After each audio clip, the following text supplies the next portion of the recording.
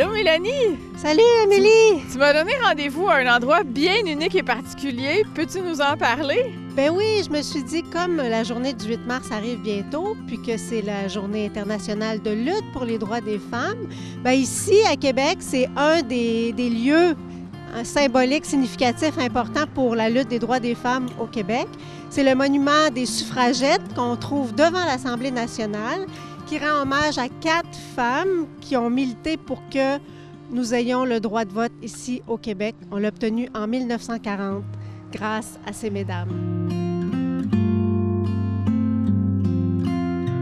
Pourquoi est-ce que toi, tu as choisi de t'engager auprès des femmes, auprès de la condition féminine? J'ai choisi de m'engager déjà parce que je suis une femme, parce que j'ai 2 filles et parce que je vois et j'entends autour de moi des jeunes femmes qui vivent des difficultés et qui sont préoccupées aussi de la réalité des femmes au Québec, puis ailleurs dans le monde. Mélanie, toi, tu es répondante à la condition féminine à l'Église catholique de Québec. J'ai ouï dire qu'il y a eu un projet que tu as mené à bien dans les dernières semaines. Peux-tu m'en parler? Ben oui, au cours de l'automne, j'ai eu l'occasion d'enregistrer un balado. Puis je trouvais que c'était une bonne occasion d'en parler aujourd'hui parce que le 8 mars, c'est la Journée internationale de lutte pour les droits des femmes. Puis j'aurais envie de vous dire, si vous avez envie de souligner cette journée-là dans vos milieux, la meilleure façon de le faire, c'est peut-être de donner la parole aux femmes, justement. De prendre le temps d'écouter leur expérience, leur réflexion, ce qu'elles portent, puis de prendre ça au sérieux, d'accorder de l'importance à l'expérience des femmes. Puis c'est un peu ce qu'on a eu l'occasion de faire là, à travers le balado. C'est ça que j'ai eu envie de faire, en fait, ouvrir un espace de parole pour des femmes de foi. Donc, tu as reçu plusieurs femmes de foi de tout horizon, à ce que j'ai vu. Et puis, qu'est-ce qui t'a touché le plus dans ces rencontres-là? C'était 6. J'ai rencontré 6 femmes extraordinaires, comme tu dis, plus jeunes, plus proches de la retraite, plus actives, religieuses, laïques, mariées, etc.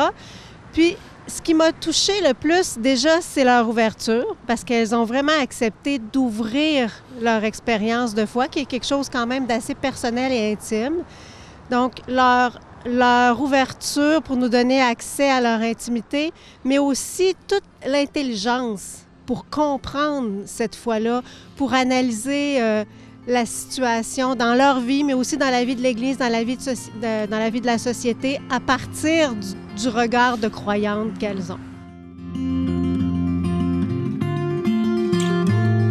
Quand on regarde le monument des suffragettes, on pourrait se dire pourquoi est-ce qu'on doit faire quelque chose pour le droit des femmes aujourd'hui au Québec en 2024? Y a-t-il encore des lieux de lutte ou des ouvertures, peut-être pas nécessairement des luttes, mais des ouvertures à avoir dans notre société? Ben oui, tu as raison. On pourrait croire qu'ici, c'est quelque chose de réglé, mais pas du tout, Amélie, parce que même si en 1940, ces dames nous ont obtenu le droit de vote. Depuis ce temps-là, il y a eu une seule femme première ministre au Québec, Pauline Marois.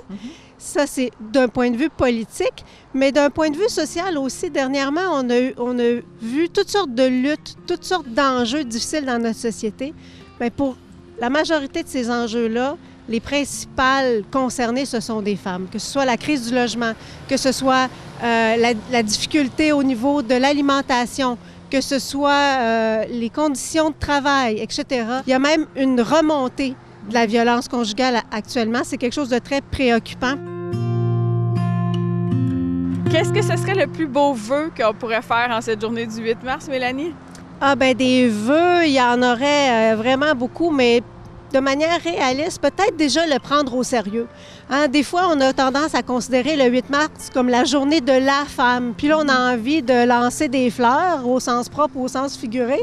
Mais peut-être que je vous conseillerais de garder la fête des mères ou la Saint-Valentin pour ça, puis de souligner le 8 mars plutôt à travers vraiment une écoute sincère puis un vrai intérêt pour l'expérience des femmes, avec un désir de le prendre au sérieux puis de voir qu'est-ce qu'on peut faire chacun dans nos milieux pour permettre aux femmes d'être considérées et puis de pouvoir vivre dans un monde équitable.